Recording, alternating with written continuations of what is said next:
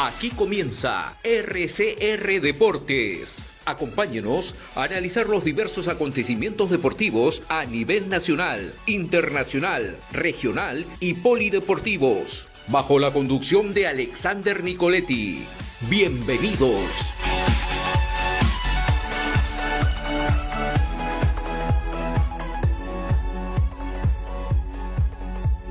Con Sebastián González, él es técnico de fútbol y justamente con él, con el profesor Sebastián, vamos a comentar un poco, ¿no?, de lo que viene sucediendo en Copa Libertadores, en Copa Sudamericana y también lo que nos depara esta nueva fecha doble de eliminatorias ya para ir concluyendo este año este torneo y ver qué selecciones llegan al Mundial y obviamente qué selección se queda con ese cupo del repechaje. Profesor Sebastián, ¿cómo está? Es un gusto tenerlo nuevamente en el programa. Muchísimas gracias por aceptar esta invitación.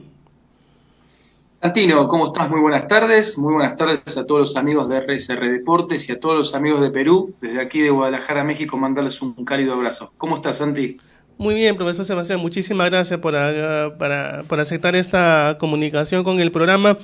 Y vamos a hablar un poco, profesor Sebastián, como lo comenté, una expectativa, y mejor dicho, más que expectativa, un análisis de cómo usted está viendo esta Copa Libertadores, ¿no? Estas primeras 3 fases en las cuales se han ido equipos que relativamente eran los favoritos para seguir pasando a la siguiente etapa de la Copa Libertadores. Hay otros equipos que poco a poco han ido mejorando y ahora todo se decide la próxima semana también, ¿no? Que los demás equipos en los partidos de vuelta, vamos a ver quiénes van a la fase de grupo de la Copa, y sin duda alguna creo, profesor Sebastián, que esta Copa, al menos esta edición, parece ser más competitiva que las demás, o al menos están a la par, ¿no?, los distintos equipos de los diversos países que participan en este torneo. Sí, totalmente, Santi. Lo que mencionabas, lo que hemos visto hasta ahora, hasta la fase 3 para ingresar a la zona de grupos, a la fase de grupos, hemos visto cómo está la competencia muy pareja. Principalmente vemos cómo Alianza Lima, el representativo de Perú, le ha tocado escalar de fase 1 a 2 o a 3, eliminando a Nacional del Paraguay, eliminando a Boca Juniors de Argentina y sacando un muy buen resultado de visitante contra Iquique en Chile, esperando el partido de vuelta para cerrarlo en Perú. Creo que de los equipos que representan a Perú es el que ha demostrado una mejor performance.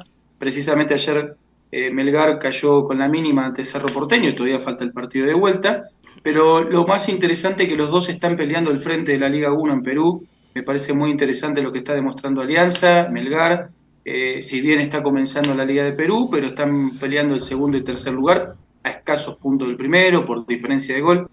Entonces creo que Alianza ha demostrado esa capacidad con un entrenador que ha sido un poquito resistido cuando llegó Gorosito. La pretemporada que hizo, por ahí no fue muy agradable lo que ha demostrado, pero fue ganando su lugar y Alianza ha demostrado que va a pelear para entrar a zona de grupos. Y esto que bien mencionabas, la igualdad en la competencia, lo hemos visto con equipos brasileños que no le está haciendo tan fácil. Barcelona de Ecuador ganó 3-0 de local. Entonces vamos a ver una Copa Libertadores muy interesante donde va a haber mucha competencia pareja, ¿no?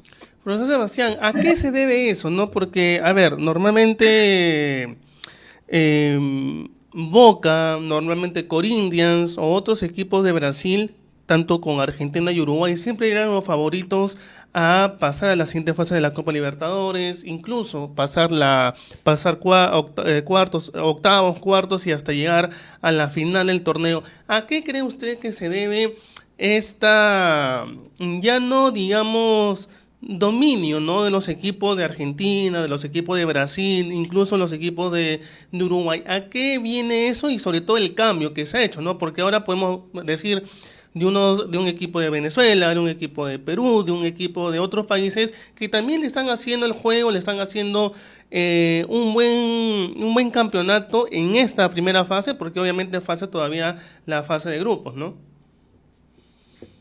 Ya no se gana más con la camiseta, esto es lo que venimos viendo hace tiempo, principalmente le ha pasado a Boca Juniors, que está obsesionado con ganar su 7ª Copa Libertadores y hemos visto que no puede trascender. Su última Copa Libertadores fue en 2007, después tuvo 2 finales perdidas. Entonces en esa obsesión a nivel deportivo, por ahí las gestiones administrativas y gerenciales y presidenciales no han sido las óptimas, principalmente en adquirir jugadores de renombre, pero cuando no hay una solidez, estructura y paciencia en los proyectos de directores técnicos, vemos que Boca Juniors en las gestiones que ha pasado Riquelme como vicepresidente y como presidente, han pasado 7 entrenadores en el largo de 4 años más o menos, y no es saludable esto, una gestión en búsqueda de un torneo continental. Ya los jugadores y los equipos ya se le ponen a la par, ya no es una cuestión económica como por ahí en el pasado se estilaba que el que tenía mayor presupuesto tenía más posibilidad de trascender, o antiguamente el escudo, la camiseta, la historia pesaba. Hoy ya no es así, los equipos te juegan de igual a igual y te salen a buscar el partido inclusive hasta de visitante. Entonces, esa igualdad en la competencia, la experiencia que tienen los jugadores representativos de cada equipo a nivel internacional, esta versatilidad que tienen los jugadores y los entrenadores de diversas nacionalidades, entonces se ha hecho muy igualitario la competencia. Seguramente en instancias finales veremos los equipos que generalmente pueden llegar a competir, que generalmente son los de más frecuencia, pero les puedo asegurar que esta competencia no va a ser nada dispareja. Así es, profesor Sebastián, es muy importante lo que usted menciona y sobre todo ello, ¿no? Ahora, hablando de Boca, y Boca, como usted lo dice, busca, ¿no? Quiere buscar a como de lugar una estrella más en su vitrina, una estrella internacional. Claro, tiene el Mundial de Clubes también muy próximo, pero era una deuda pendiente que tenía Boca con el hincha, ¿no? Y habíamos visto las reacciones de los hinchas luego de la eliminación de que es propicio a Alianza Lima, ¿no? Boca Juniors, y los hinchas muy molestos, mortificados y clamando la salida de Riquelme de la presidencia del club. Y no solamente eso, ¿no? Sino también al técnico Gago, que creo que ya lo han reafirmado que va a seguir como técnico de Boca. Pero esta digamos, no comunicación de parte del entrenador, del presidente, porque mucho se está hablando que Riquelme quiere a sus propios jugadores que le gusta y no lo que el técnico quiere. Entonces, ahí estamos hablando también de una forma de no comunicación de parte de todas las áreas involucradas dentro de un equipo, ¿no? Y anteriormente, profesor Sebastián, eso lo habíamos conversado ya sea con selección o ya sea con el equipo de fútbol, que es muy importante el tema comunicativo para que se planteen los objetivos, se planteen los proyectos y sobre todo un trabajo de largo mediano plazo también. Totalmente. Acá se está generando en Boca Juniors un combo medio explosivo y peligroso, principalmente porque la figura de Riquelme muchas veces por ahí se confunde lo que fue con un excelente futbolista a nivel en Argentina, a nivel internacional y a nivel representativo de la selección argentina.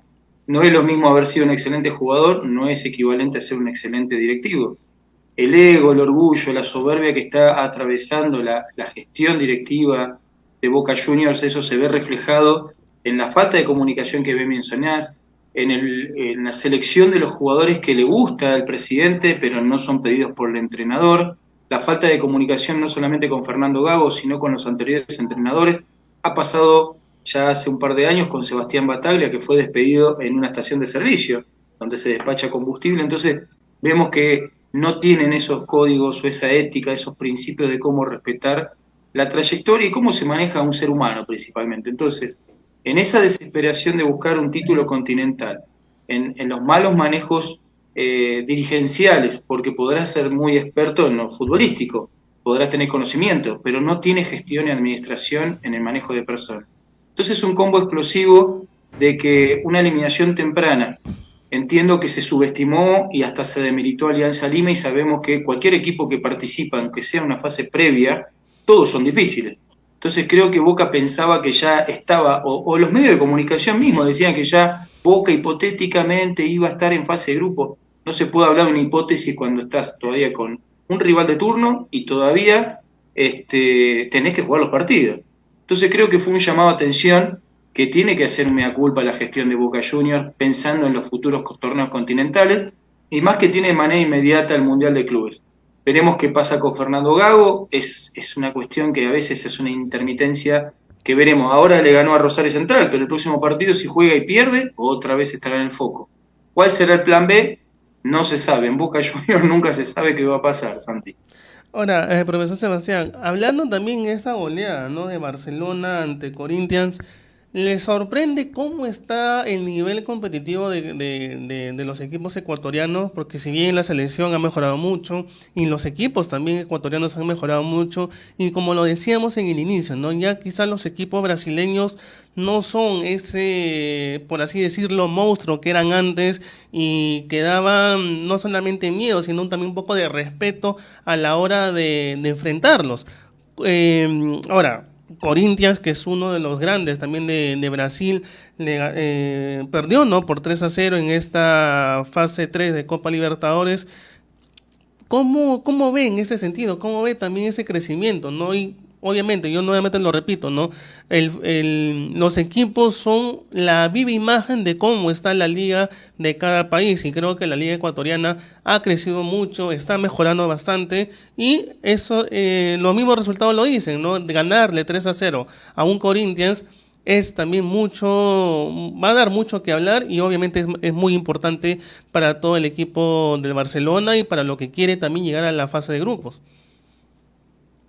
Sí, vemos que Barcelona ganó de punta a punta, no hay nada que objetar, hasta el entrenador Ramón Díaz dijo que no había nada que objetar, que fue totalmente dominado. Igual falta el partido de vuelta, no se puede dar por cerrado una llave cuando todavía faltan 90 minutos. Creo que hay una simetría entre lo que está demostrando Barcelona con la selección ecuatoriana, tercera en las eliminatorias, siendo competitiva a un punto de Uruguay que es el segundo. Entonces creo que hay una simetría de lo que está demostrando el jugador ecuatoriano, un jugador duro, aguerrido, que por momentos le agrega la técnica.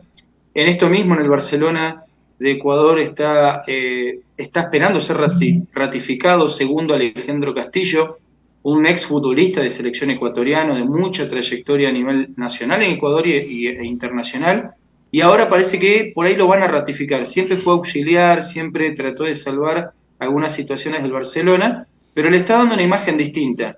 Entonces creo que en esa motivación que tiene, que parece que va a ser ratificado Castillo, y golpeó muy duro al Corinthians, vamos a ver qué plantea en el partido de vuelta. Entonces creo que se está dando una serie de situaciones que todo parece indicar que Barcelona va a proceder y va a ser un competidor muy duro. La verdad que sí, no me sorprende por ahí el resultado abultado, pero el volumen de juego creo que es atractivo y no me sorprende porque en algún momento se veía venir que lo iba a demostrar el equipo ecuatoriano. Hola, profesor Sebastián, dejamos un poco la Copa Libertadores porque ya en esta semana ya termina la fase de ida y luego ya empezará la fase de revancha, o los partidos de vuelta, y vamos a ver quiénes llegan a Copa Libertadores y quiénes se quedan en Copa Sudamericana. Ahora, profesor Sebastián, vamos a hablar de las eliminatorias. Ya este mes inicia la fecha doble de eliminatorias, partidos cruciales, partidos importantes, partidos donde se va a decidir ya la mayoría de clasificados o la gran mayoría de eliminados, y sobre todo quién sería la selección que apuesta por quedarse con ese séptimo lugar de la tabla de posiciones. ¿Cómo ve usted, profesor Sebastián, esas dos primeras fechas de eliminatorias? Porque los partidos se van a jugar muy, pero muy friccionadamente en cada uno de ellos, porque todos van a querer conseguir el objetivo de ganar sus partidos para, a ver, los que están arriba, no alejarse de ese pelotón que viene ya casi clasificados al Mundial. El que esté en séptimo lugar, mantenerse en ese séptimo lugar, no darle pie a las otras selecciones que vienen atrás de ellos para que puedan seguir sumando, ¿no? Entonces, ¿cómo ve esta nueva doble jornada de eliminatoria que se avecina el próximo 20 y 25 de marzo? Fíjate que se da un análisis interesante, Santi, que sacando a Argentina, que sacó un colchón de puntos interesante de 5 puntos con respecto a Uruguay, que es el segundo, pero de Uruguay al sexto, que es Paraguay, o sea, estamos hablando de 5 equipos, hay una diferencia de 3 puntos. Quiere decir que con un partido y las combinaciones puede cambiar totalmente la ubicación del segundo al sexto lugar. Entonces hay una competencia muy pareja, pero entre los 6 primeros como que se aislaron. Creo que acá los que están del séptimo lugar hacia el décimo, ahí es donde se va a dar la pugna, ¿no?, para entrar a la repesca, al repechaje. Entonces, Perú es el que tiene la urgencia inmediata. Lo positivo de todo esto es que va a salir con todo y tiene 2 inmediatos perseguidores, ¿no? Va a jugar va a recibir a Bolivia, pero va a estar mirando de reojo a lo que pase con Paraguay-Chile y con lo que pase Ecuador-Venezuela, que son también inmediatos perseguidores. Pero en tanto y en cuanto Perú saque el resultado positivo, porque si no gana, automáticamente ya estaría casi eliminado, por más que las matemáticas puedan seguir estando latentes, pero lo que no se pudo lograr hasta esta altura de la competencia, que ya va casi un 70% avanzado, por más que las matemáticas indiquen que tiene chance, anímicamente la selección de Perú está atravesando una situación complicada a nivel federativo. Vamos a ver ahora qué pasa con Oscar Ibáñez, este interinato que tiene una responsabilidad bastante importante, no es responsable para nada, pero sí tiene una posibilidad para sostenerse y que lo ratifiquen en el cargo. Tiene que sacar, por lo menos si puede sacar los 6 de 6 en estas 2 próximas jornadas, sería lo ideal para mantener a Perú con esperanza. Creo que está así más o menos dividido, Santi, ¿no? De lo que hablamos del segundo al sexto lugar y lo que pasaría en el lote de abajo, del séptimo al 10º lugar. Y sobre todo, profesor Sebastián, hablando del partido de Perú con Bolivia, creo que Perú también tiene que trabajar mucho en las llegadas al arco rival, ¿no? Porque, a ver, Bolivia de hecho que va a tener a Vizcarra como arquero de la selección, ¿no? Vizcarra, que actualmente está en Alianza Lima, ha demostrado que es un muy buen arquero, es un arquero que bajo los 3 palos es da confianza al equipo como tal, y yo creo que también eso, lo que viene haciendo Vizcarra en Alianza Lima con las actuaciones en Copa Libertadores, le va a venir mucho a Bolivia en el tema anímico, en el tema confianza, y creo que va a ser un duro rival para Perú en esta fecha que se viene, porque ya hemos visto lo que es capaz de hacer Vizcarra bajo el arco. Entonces, no, Perú va a tener que tener la inteligencia necesaria para romper, digamos, esa pared que está construyendo poco a poco Vizcarra en Alianza Lima. Totalmente, hay futbolistas que están atravesando a nivel institucional muy buen momento del presente deportivo, pero el problema que tiene la selección de Perú son los fantasmas mismos, ¿no? Perú, creo que el primer rival que tiene es Perú mismo, más allá de la dificultad inmediata que puede encontrar con el rival de turno o la ubicación en la tabla. Hemos visto Perú que cuando no tiene los fantasmas o esa presión, se autopresiona, entendiendo y tratando de dejar temporalmente la ubicación en la tabla y la presión imperiosa de lograr esa clasificación. Pero Perú, cuando realmente se saca esos fantasmas, es un equipo muy complicado, muy competitivo, muy peligroso.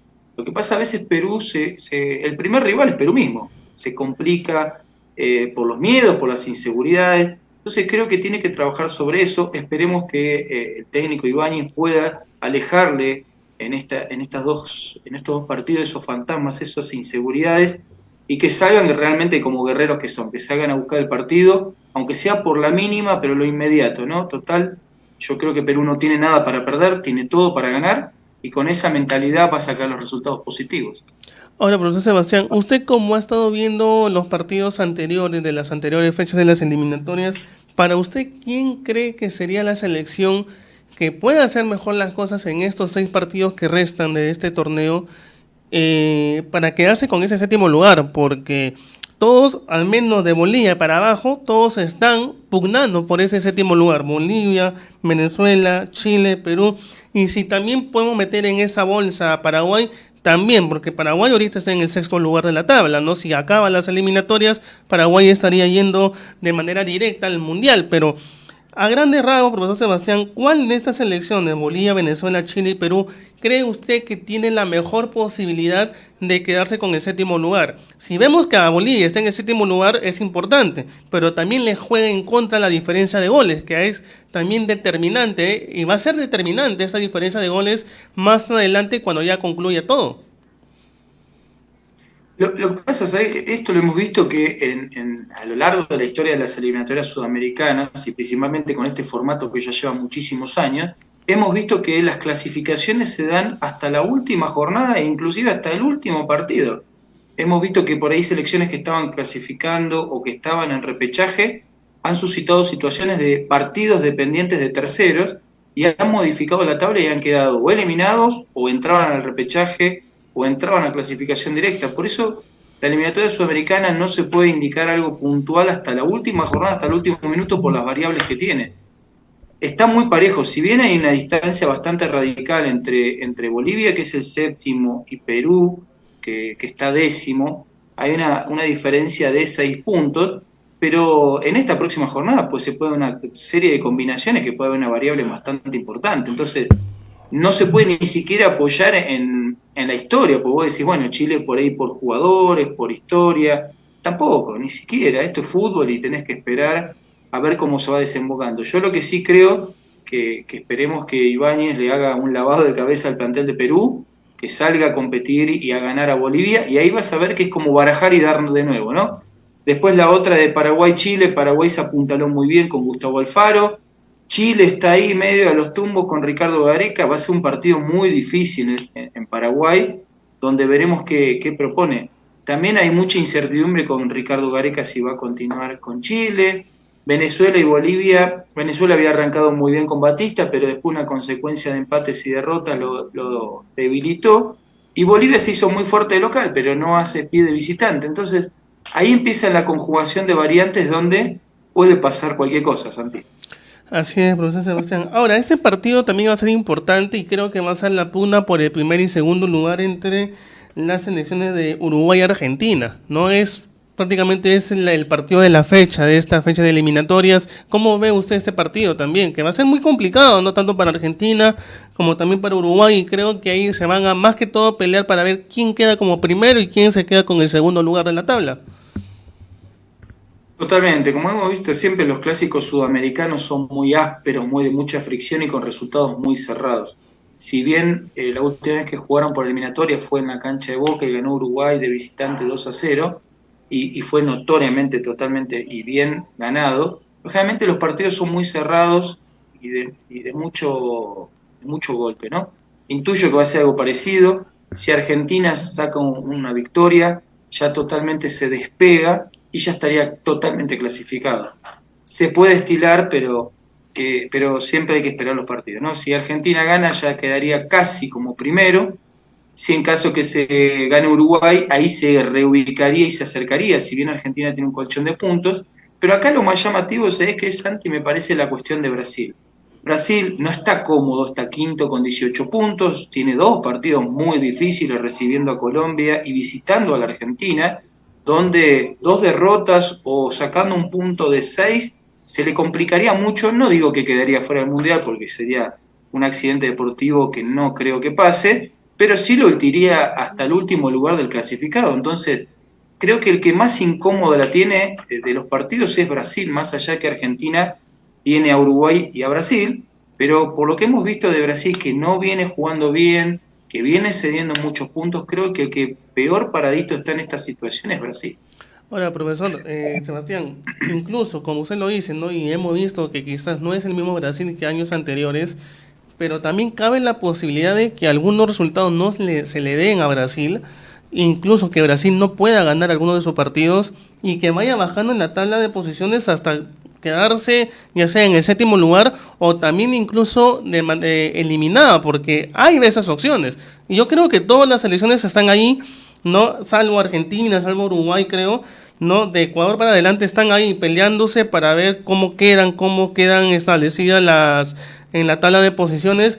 Pero como usted lo dice, no, Brasil también está en esta posición, peligra también muchas veces, y vamos a ver si los resultados también se le dan, se le acomodan, y obviamente Brasil pueda ganar, porque si no podemos presumir, ¿no?, que también Brasil podría correr la misma suerte que corren de repente Perú, Chile, hasta el mismo Venezuela, ¿no?, y quedar muy relegado y buscar una clasificación, hipotéticamente hablando, al repechaje.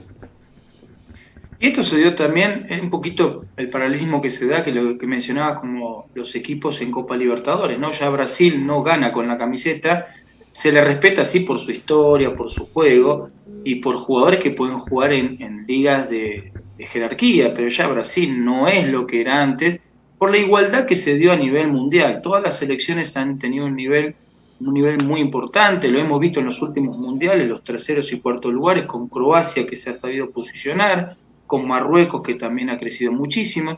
Entonces ya hoy las selecciones no ganan con la camiseta, no ganan con la historia, ganan con los recambios generacionales y con los proyectos serios y a largo plazo. Esto es lo que sigue transmitiendo Scaloni con los recambios generacional, que a pesar de haber ganado el Mundial y las últimas 2 Copa América, él no se quedó con el plantel, él siguió con el recambio, y por más que duela y por más que vivamos de recuerdos, hay jugadores que ya están saliendo. Si vemos en la lista de 33 o prelista que hizo Scaloni, citó muchos jugadores que por ahí no están en el Vox Populi, en el común denominador del conocimiento de la gente. Son jugadores que por ahí no tienen la talla internacional de conocimiento del público, sí tienen la talla internacional a nivel deportivo. Lo que por ahí le costó a Brasil es esto, no encontrar un plantel sólido, seguir siendo dependiente de un Neymar o de Vinicius Juniors, cuando ya pasó, lamentablemente. Lo mismo le está pasando a la selección argentina, que ya no es dependiente de Messi, sí lo utiliza como un estandarte, pero no es Messi dependiente. Entonces, en esto hay que hacer conciencia y darle lugar a las generaciones actuales para volver a apuntalar lo que son las selecciones. Creo que esto que estamos mencionando, Brasil puede correr un riesgo deportivo, en estos 2 partidos puede sí empezar a sonar las alarmas rojas. Así es, profesor Sebastián. Vamos a esperar un poco todavía para que se inicie esta fecha doble de las eliminatorias, donde creo que se va a decidir ya muchísimas cosas, casi ya para finalizar esta competencia dura, difícil, como son las eliminatorias sudamericanas, pero ya saber qué selecciones van directamente al Mundial y qué selección se queda con el repechaje y tendrá una opción más de pelear su clasificación al siguiente Mundial. Profesor Sebastián, le agradezco como siempre, muchísimas gracias por aceptar esta comunicación con el programa. Espero nuevamente estar en contacto con usted porque hay partidos importantes, hay partidos interesantes y hay partidos donde se va a decidir la suerte y el destino de muchas selecciones en esta fecha doble. Santi, como siempre es un honor, muchísimas gracias siempre por la invitación y la consideración, y un fuerte abrazo para ti, para todos los amigos de Perú y a todos los amigos de RCR Deportes. Listo, gracias. Profesor Sebastián, muchísimas gracias y un abrazo también para usted. Fuerte abrazo. Bien, amigos, ha sido Sebastián González, él es técnico de fútbol desde México. Esto fue RCR Deportes. Retornamos mañana con más información del mundo deportivo.